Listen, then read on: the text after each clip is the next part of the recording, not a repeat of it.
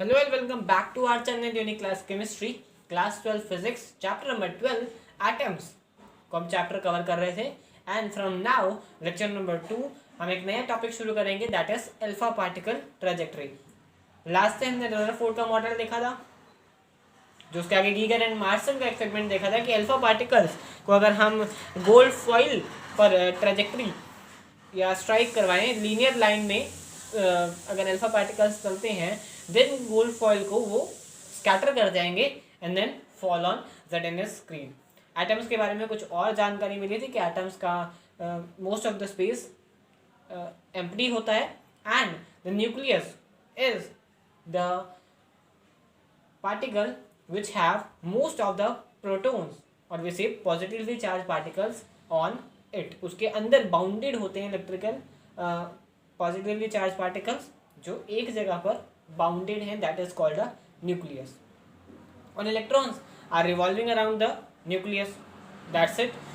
सो हमारे पास उसमें अल्फा पार्टिकल्स आए थे। अब अल्फा पार्टिकल्स की ट्रेजेक्ट्री जब वो न्यूक्लियस के पास आएंगे, न्यूक्लियस के पास जब वो आएंगे then most of the particles will deviate होंगे, क्योंकि पॉजिटिव अल्फा पार्टिकल्स भी पॉजिटिवली चार्ज पार्टिकल्स हैं एंड देन न्यूक्लियस भी बाउंडेड है, पॉजिटिवली चार्ज पार्टिकल्स है। तो पॉजिटिव आपस में दोनों को रिपेल करेंगे, repulsive force will act on it and when the repulsive force act on it, तो हमारे पास जब एक न्यूक्लियस के पास positively charge rays that is alpha particle rays भेजी जाएंगी तो वो डेफिनेटली उसको डेविएट करेगा या फिर bounce back, revert back, return कर देगा। तो हमारे पास जो let's we say 5 rays are heading towards nucleus की तरफ 5 रेस जा रही हैं। अब जो नंबर 1 रे है वो directly in line of nucleus है, तो वो directly because repulsive force indirect line काफ़ी ज़्यादा लगेगा, बिकॉज पॉजिटिव आपस में ज़्यादा डिस्टेंस तक क्लोज नहीं आ सकते। तो this will force repulsive force और काफ़ी हैवी फोर्स एक्सपीरियंस करेगा और अल्फा पार्टिकल रिवर्ट बैक हो जाएगा। नेक्स्ट जो हमारे पास वेव नंबर 2 जाएगी, वो क्योंकि डिस्टेंस उसका न्यूक्लियस से बढ़ गया है, अब वो बिल्कुल सीधी नहीं जा रही है, बिल्कुल हेडिंग टूवर्ड्स नहीं है, लेकिन कुछ डिस्टेंस पर है। कुछ डिस्टेंस पर होने की वजह से ये एकदम रिवर्ट बैक नहीं होगी, ये ज़रा सा डेविएट हो जाएगी। रिवर्ट बैक तो होगी लेकिन डेविएट हो जाएगी। एकदम जिस एंगल से आई है 0 डिग्री से आई है तो वो 180 पर नहीं हो जाएगी, कुछ थीटा पर ये डेविएट होगी। नंबर 3 जो रे आएगी वो बिल्कुल एक परपेंडिकुलर निकल गई, क्योंकि डिस्टेंस जब बढ़ता जा रहा है तो डेविएशन कम हो जाएगी। और जो मोस्ट डिस्टिंक्ट रे होगी, अगर कोई रे आती है मोस्ट डिस्टिंक्ट रे, तो if the ray is here so then it will pass directly towards this, सीधी की सीधी वो निकल जाएगी। it will not experience a single degree deviation, एक सिंगल डिग्री की भी डेविएशन नहीं शो होगी यहाँ पर। अब जो इसमें 2 बातें हमारे पास आती हैं, that is one is impact parameter, number 2 is distance of closest approach. Firstly we will do the impact parameter and later on we will do the distance of closest approach. So now let us say that the impact parameter is the perpendicular distance of initial velocity vector। जो initially जो पास alpha particles आ रहे हैं किसी भी velocity से आ रहे हैं, तो उनका वेलोसिटी वेक्टर यानी कि उनका जो वेव जो उनका linear vector that is distance vector, कि अगर उनकी जो लाइन लीनियर है तो वो लीनियर लाइन में अगर हम उसको आगे बढ़ाएं तो न्यूक्लियस से उसका परपेंडिकुलर डिस्टेंस कितना होगा, न्यूक्लियस के सेंटर से उसका परपेंडिकुलर डिस्टेंस कितना होगा, and that is called the impact parameter. Impact यानी कि डेविएशन कितना होगा, ये इम्पैक्ट पैरामीटर से हमें पता चल जाएगा। So the impact parameter is denoted by small d। So that's the impact parameter. Impact parameter से हमें डेविएशन का अंदाजा लग जाएगा, कितनी डेविएशन, कितना अल्फा पार्टिकल डेविएट करेगा when it is close to the nucleus के काफ़ी क्लोज होगा तो ज़्यादा डेविएशन, दूर होगा तो कम डेविएशन, और डिस्टिंक्ट डिस्टेंस पर होगा तो no deviation. So our second thing we will learn that is distance of closest approach, यानी कि जितना डिस्टेंस न्यूक्लियस से कितना डिस्टेंस होने वाला है, जो हमारे पास अल्फा पार्टिकल्स कितने डिस्टेंस पर डेविएट हो जाएंगे। कितने डिस्टेंस पर डेविएट हो जाएंगे, क्योंकि जितना डिस्टेंस जो हेडिंग टूवर्ड्स द न्यूक्लियस वो बहुत कम डिस्टेंस एक्सपीरियंस करेगा, क्योंकि वो काफ़ी पास आ जाएगा। मतलब जो सबसे हेडिंग टूवर्ड्स है वो सबसे ज़्यादा distance of closest approach experience करेगा। सो जो सबसे नियर बाय पार्टिकल्स हो गए, इनकी जो सबसे यानी कि heading towards the nucleus will revert back. जो सबसे in the line of centre, पहले डेफिनेशन देख लें। Definition says that in the line of centre of the nucleus is the distance between the centre of the nucleus and alpha particles where it stops and revert back. जो distance alpha particles और जो हमारे पास nucleus के centre के बीच का है, that is called the distance of closest approach. जो distance जितना डिस्टेंस कवर करेगा, जितना डिस्टेंस लेफ्ट हो जाएगा, क्योंकि अब जो न्यूक्लियस के पास जो heading towards the alpha particle, heading towards the nucleus, the alpha particle will revert back, और रिवर्ट बैक जितने डिस्टेंस पर करेगा वो सेंटर से उस अल्फा पार्टिकल के रिवर्ट बैक का distance, that is called distance of closest approach. यानी कि अगर ये यहां से वापस चला गया तो हमारे पास जितना ही न्यूक्लियस के पास गया उधर से उतना डिस्टेंस हमारा डिस्टेंस ऑफ क्लोजेस्ट अप्रोच हो जाएगा। यानी कि जो इतना डिस्टेंस ये छोड़ दिया, इतना रिपल्सिव फोर्स के कारण इतना डिस्टेंस ये कवर नहीं कर पाया। फोर्स है, रिपल्सिव फोर्स है। फ्रॉम कूलम्ब्स लॉ हम फोर्स का फॉर्मूला अगर देखें तो force is equal to 1/4 pi epsilon naught Q1 Q2 upon r square, and the formula changes here because यहाँ पर Q1 हमारे पास है alpha particles, that is 2e charge, और जो हमारे पास गोल्ड फॉइल है second Q2, that is ZE, and उसको डिनोट करने के लिए हमारे पास Z और E का मल्टीप्लिकेशन जरूरी है। Z is the atomic number और E इज द इलेक्ट्रॉन वाला चार्ज, और D जो डिस्टेंस है उनके बीच में, जो D डिस्टेंस है, that is distance of closest approach. और यहाँ पर मुड़ने के साथ ही साथ जो काइनेटिक एनर्जी से ये अल्फा पार्टिकल्स आ रहे हैं वो मुड़ने के साथ साथ यहाँ पोटेंशियल एनर्जी में कन्वर्ट हो जाते हैं। तो kinetic energy is equal to the potential energy after it revert back. So हमारे पास काइनेटिक एनर्जी पार्टिकल K से डिनोट करेंगे और यही काइनेटिक एनर्जी हमारी बन जाएगी। और काइनेटिक एनर्जी अगर ये बन जाएगा तो डिस्टेंस ऑफ क्लोजेस्ट अप्रोच का फॉर्मूला हमारे पास ये आएगा, that is 1/4 pi epsilon naught two ZE square, E multiply हो गए ZE square and upon K. So that is the formula of the repulsive, that's the distance of closest approach. So next we will do the electron orbit and the atomic spectrum of this some materials. So the another topic we have to do, that is electron orbit. अब electron का charge वगैरह सब कुछ बात चल चुका है, तो इलेक्ट्रॉन के ऑर्बिट यानी कि न्यूक्लियस के अराउंड जो इलेक्ट्रॉन चक्कर लगा रहा है उसका रेडियस कितना होगा। इलेक्ट्रॉन कहाँ चक्कर लगा रहा है, न्यूक्लियस के बहुत ज़्यादा पास है, दूर है, मिड में है, कहाँ पर है। As we know that electron अगर रिवॉल्व कर रहा है अराउंड न्यूक्लियस तो उसके अराउंड कोई फोर्स होगी, क्योंकि एज आर प्रायर नॉलेज हमारे पास जब भी हम टर्न करें किसी भी अगर मोड पर हम टर्न करते हैं तो the turn is directly responsible with a force, that is centripetal force. Centre से जो हमारे पास फोर्स लगता है उसके कारण हम टर्न कर पाते हैं। किसी टर्न पर सर्कुलर टर्न अगर करना है हमें तो centripetal force is the main force responsible for that turn. तो अब इलेक्ट्रॉन जो सर्कुलर मोशन में मूव कर रहा है तो सर्कुलर मोशन में मूव करने के लिए भी centripetal forces responsible for that. और जो इलेक्ट्रॉन के पास फोर्स है, न्यूक्लियस के पास पॉजिटिव, इलेक्ट्रॉन के पास नेगेटिव, तो पॉजिटिव एंड नेगेटिव चार्जेस के बीच में जो फोर्स लगेगा दैट इज कूलम्ब्स फोर्स।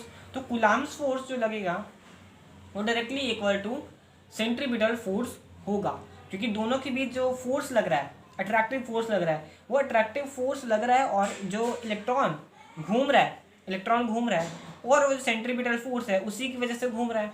तो दो फोर्सेस लग गए, तो दोनों फोर्सेस आपस में इक्वल हैं, इसीलिए इलेक्ट्रॉन जो घूमता न्यूक्लियस के अंदर नहीं गिर जाता, इसी वजह से। सो दोनों फोर्स इक्वल हैं। अब दोनों फोर्स की हमें जो इक्वेशंस पता है, that is from our prior knowledge that centripetal force is directly equal to mv² upon r, where m is the mass, v is the velocity and r is the radius between the charges, is equal to, अब coulomb force हमारे पास electrostatics में पढ़ा था हमने कि 1/4 pi epsilon naught q1 q2 दोनों charges हैं, तो दोनों चार्जेस को e से डिनोट कर देते हैं, तो e into e that is e square और r square that is the distance between them. So r की इक्वेशन हमारे पास कुछ ऐसी बनेगी, that is r is equal to e square upon 4 pi epsilon naught m v square. So that's the equation, r is equal to e square 4 pi e square upon 4 pi epsilon naught m v square. All values are known, electron का charge e square 4 pi constant है, epsilon naught हमें permittivity पता होगा, m mass of electron and v is the velocity. Velocity अगर known concept है तो हमारे पास रेडियस भी पता चल जाएगा। If velocity is a known quantity then we will definitely get the value of r, that is radius between the two charges. अब चार्जेस मूव कर रहे हैं तो चार्जेस के पास एनर्जी होगी, डेफिनेटली है कि एनर्जी चार्जेस के पास होने वाली है, और एनर्जी चार्जेस के बाद क्योंकि डिस्टिंक्ट ऑर्बिट्स हैं, एक ऑर्बिट के बाद दूसरी ऑर्बिट के बाद तीसरी ऑर्बिट, तो डिस्टेंस है दोनों के बीच में, तो डिस्टेंस है तो हमारे पास जब distance exist kinetic energy plus potential energy दोनों अवेलेबल होने वाली है हमारे पास। तो kinetic energy is equal to half mv square. mv square की वैल्यू डायरेक्टली हम यहाँ से पुट कर देंगे कि mv स्क्वायर, इस पूरी वैल्यू को हम r से रिप्लेस कर देंगे, r इधर आ जाएगा और mv स्क्वायर उधर चला जाएगा। देन r और mv स्क्वायर आपस में रिप्लेस हो जाएंगे और काइनेटिक एनर्जी का फॉर्मूला हमारे पास बन जाएगा, that is equal to k is equal to e square upon 8 pi epsilon naught and r। Known values अगर होंगी तो हमारे, तो नोन वैल्यूज होंगे तो चार्ज या काइनेटिक एनर्जी भी फाउंड हो जाएगी। Then it also have potential energy, तो पोटेंशियल एनर्जी का हमारे पास डायरेक्टली फॉर्मूला बनता है, that is 1/4 pi epsilon naught q1 q2 upon r। अब r distance between the two charges, that is u is equal to 1/4 pi epsilon naught. So as simple the potential energy says u is equal to 1/4 pi epsilon naught, electron same है तो e into e that is e square and upon r is the distance of separation between the nucleus and the electron. सो अब energy, दोनों energy हैं, दोनों energy club करके total energy उसको हम निकाल दें, तो that is the total energy. अब टोटल एनर्जी दोनों क्लब कर देंगे, kinetic plus potential is equal to e square upon 8 pi epsilon naught minus 1/4 pi epsilon naught e square upon r square. दोनों को ऐड कर दिए, minus sign because potential energy हमारी negative में है, पोटेंशियल एनर्जी हमारी नेगेटिव में है क्योंकि यहाँ पर क्लब हुए चार्जेस, तो एक पॉजिटिव एक नेगेटिव था, nucleus and electron positive negative, so potential energy हमारी माइनस में आएगी, तो ई स्क्वायर और जो काइनेटिक है माइनस पोटेंशियल हो जाएगी। The result of it is minus of e square upon 8 pi epsilon naught r. तो ये कुछ हमारी टोटल एनर्जी आएगी, total energy that is denoted by E, capital E, that is the total energy. अब total energy हमारी negative में आई है, यानी कि एनर्जी कम है, कम हुई है इलेक्ट्रॉन में एनर्जी। टोटल एनर्जी जो है एटम की ऑफ एन एटम डिक्रीज हुई है, डिक्रीज नेगेटिव में आई है, कम आई है। So the electron is bound to nucleus. Electron जो है एस्केप नहीं हो सकता इलेक्ट्रॉन से, इलेक्ट्रॉन एटम से एस्केप होके बाहर नहीं जा सकता, फ्री स्पेस में नहीं जा सकता, क्योंकि एनर्जी नेगेटिव में, एनर्जी पहले इलेक्ट्रॉन के पास कम है तो वो एनर्जी और क्या लेकर बाहर जाएगा, नहीं जा सकता, बाउंड है न्यूक्लियस। अगर इतनी एनर्जी हम प्रोवाइड कर दें, यानी कि positive e square upon 8 pi epsilon naught r, जितनी एनर्जी हम दे दें तो इलेक्ट्रॉन एस्केप हो जाएगा और एस्केप करके इन्फिनिटी पर चला जाएगा, और in other words we can say that is called the free electron. Escape करके चला जाएगा, that is called the free electron, infinity पर चला जाएगा क्योंकि एनर्जी जीरो हो जाएगी, और एनर्जी जीरो तभी होती है जब एटम का इलेक्ट्रॉन इन्फिनिटी पर चला जाता है। Another terminology that come, velocity is equal to v, velocity of an electron, that is generally find out by this formula, E upon under root of 4 pi epsilon naught m r.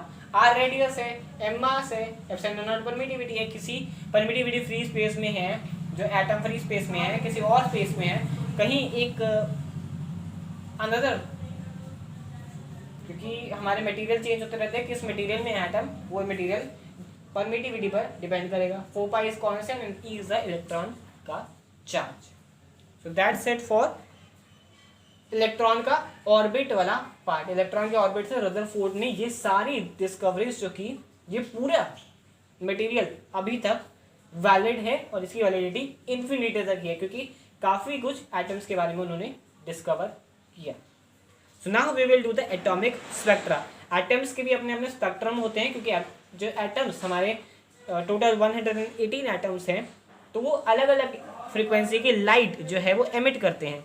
तो उनमें जो हमारा atomic spectra बनेगा वो कैसा बनेगा, let's see about that. So here's our next topic, that is atomic spectra. अब atomic spectra हमारे पास दो टाइप्स के होते हैं. One is emission spectrum and second is absorption spectrum. Emission spectrum में हमारे पास जो एक सोर्स है, जो हमारे पास सोर्स है, उसमें हम एक स्पेसिफिक वेवलेंथ के रेडिएशन, कोई रेडिएशन अगर इलेक्ट्रॉन को एक्साइट करना है तो हमें उस पर स्ट्राइक करानी पड़ेगी. रेडिएशन को स्ट्राइक कराएंगे, देन इलेक्ट्रॉन एमिट हो गए, उसमें से इलेक्ट्रॉन एमिट होंगे and then the electron will be pass out and in the excited state जो होंगे वो इलेक्ट्रॉन से अगर मूव करते हैं तो वो एक कलर शो करेंगे एंड दैट कलर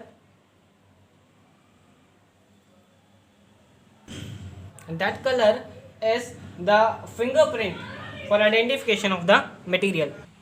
बिकॉज हमारे पास नोन मटेरियल्स, नोन एटम्स है वो 118 है, उसमें से हमने देख लिया कि सब जो एटम्स हैं वो कौन कौन सा कलर एमिट करेंगे. व्हेन वी सोर्स, जब इलेक्ट्रॉन एमिट होगा उसके बाद ये कौन सा कलर शो होगा. तो देन वी विल स्पेसिफाई, अगर हमारे पास एक अननोन मटेरियल है तो उस एक्साइटेड इलेक्ट्रॉन के कलर, जो इलेक्ट्रॉन एक्साइट हुआ है वहाँ कलर शो करेगा. That colour is the specific wavelength की रेडिएशन उसकी होगी. अब जो रेडिएशन वो शो करेगा उससे हमें पता चल जाएगा कि ये कौन सा एटम. फॉर एग्जाम्पल, अगर हमारे पास सोडियम है, हाइड्रोजन मान लीजिए रेड कलर शो करता है, और ऑक्सीजन हमारे पास ब्लैक कलर शो करती है, या ऑक्सीजन पिंक कलर शो करता है, तो H2O, अगर हम H2O मटेरियल ले आए या OH मटेरियल ले आए तो हमारे पास जो 2 कलर शो होंगे, that is red and pink की वेवलेंथ का. तो 2 कलर शो होंगे, तो इन्हीं 2 कलर से पता चल जाएगा कि O का प्रेजेंस है और H का प्रेजेंस है इस स्पेसिफिक मटेरियल में. तो इलेक्ट्रॉन के एमिशन से जो हमारे पास स्पेक्ट्रम बनेगा, that is called emission spectrum. Specific material को हमने किसी भी फॉर्म में एनर्जी दे दी. अब एनर्जी देने के बाद उसमें से फोटोन निकलेंगे. इलेक्ट्रॉन, कोई भी जो हमारे पास फोटोन निकलेंगे. So electrons will be excited and if they return to lower energy, तो फोटोन की फॉर्म में निकलेंगे. तो कलर निकलेंगे. तो कलर वो हमें सामने स्क्रीन पर शो होंगे, और उस कलर से we will specify that kind of element we are identify that, क्योंकि स्पेक्ट्रम हमने पहले से बना रखा है, और स्पेक्ट्रम में अगर वही कलर हमें शो किया, वही वेवलेंथ का कलर हमें शो किया, तो that is the identification that हमें कौन सा मेटल या कौन सा एलिमेंट हमें दिया गया है आइडेंटिफिकेशन करने के लिए. The next is absorption spectrum. अब इस स्पेक्ट्रम में हमारे पास एक एलिमेंट होता था, एलिमेंट को एनर्जी देते थे, उसमें से इलेक्ट्रॉन एमिट होते थे, then it will convert back to lower energy and photon. Electron excite हुए, वापस आए, फोटोन दिए, कलर शो किया. ये तो ठीक है, एमिशन स्पेक्ट्रम हो गया. एब्जॉर्प्शन स्पेक्ट्रम में one more thing is added, that कि यहाँ हमें एमिशन स्पेक्ट्रम में जो है वेवलेंथ कलर दिखती थी, जो हमें लाइट दिखती थी, कलर दिखती थी. एब्जॉर्प्शन स्पेक्ट्रम में हमने इसी एलिमेंट के पीछे वाइट लाइट और लगा दी. अब वाइट लाइट लगाने से हमारे पास बाकी काम तो वही हुआ, if atoms are excited away, atom excited away in presence of white light, it absorbs the same color and black line will appear. तो यहाँ पर जो colored line हमारे पास आ रही थी वो दूसरे वाले absorption spectrum में black lines will be show. जो यहाँ पर colored line आ रही थी वहाँ पर black lines आएंगी, क्योंकि जो atoms excite हुए थे in presence of white light, उन्होंने जो colored कंपोनेंट जो जा रहा था, कलर्ड कंपोनेंट जा रहे थे, उसको एब्सॉर्ब कर लिया और उसके जगह ब्लैक लाइंस जो शो होने लगी उसी वेवलेंथ पर. तो ये भी आइडेंटिफिकेशन हो जाएगा, ये भी एक फिंगरप्रिंट, बिकॉज एक जो लाइट है हमारे पास, वेवलेंथ की लाइट है, वो एक स्पेसिफिक मटेरियल के लिए ही है, क्योंकि लाइट की शेड्स भी अलग अलग होंगे. तो एक स्पेसिफिक मटेरियल के लिए एक स्पेसिफिक लाइट, एक स्पेसिफिक वेवलेंथ की लाइट ही आइडेंटिफिकेशन उसका है, फिंगरप्रिंट. एक मटेरियल, एक एलिमेंट के लिए एक ही वेवलेंथ की लाइट होगी, दूसरे किसी के लिए दूसरी वेवलेंथ की दूसरी लाइट होने वाली है. फिर वहाँ पर कलर्ड स्पॉट्स और यहाँ पर ब्लैक लाइन विल अपीयर. तो this is the main difference between that emission spectrum and absorption spectrum. So that's all for today. I hope you all will understand the topics covered in this video. That is the topic below that is alpha particle trajectory, distance of closed approach, impact parameter, electron orbit, and this topic is atomic spectrum. So that's the summarization of this video. Thank you so much.